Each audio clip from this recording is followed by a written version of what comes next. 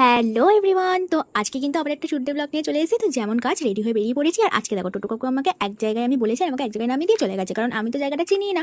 আমাকে ফোনে যেটা বলেছে আমি সেইটা বলেছি, আর আমাকে কোথায় নামিয়ে দিয়ে চলে গেছে। তো হাঁটতে হাঁটতে কিন্তু আমি অ্যাট লাস্ট দিদি স্টুডিওতে এসে পৌঁছালাম। আর দেখো শাড়ি ড্রাপিং এর পরেই কিন্তু আমাকে একটা আইসক্রিম দিয়ে দিয়েছে। তবে আইসক্রিম খেয়ে নিয়ে দেখো আমার অর্ধেক মেকআপ হয়েও গেছে একদম। তো তারপরে কিন্তু ওখানে আমি লাঞ্চও করে নিয়েছিলাম, যেটার ভিডিও ক্লিপ আর নেওয়া হয়নি। তোমরা যেই সমস্ত মেকআপ আর্টিস্টরা আমার সাথে কাজ করতে চাইছো তারা কিন্তু অবশ্যই আমাকে টেক্সট করতে পারো। আমার ফেসবুক অ্যাকাউন্টের নাম কিন্তু অদ্রিকা সিংহ। সেই দিনের লুকটা কিন্তু একদম কমপ্লিট হয়ে গেছে। লুকটা জাস্ট দেখো, ওয়াও, আমার কিন্তু ভীষণ পছন্দ হয়েছিল এই লুকটা।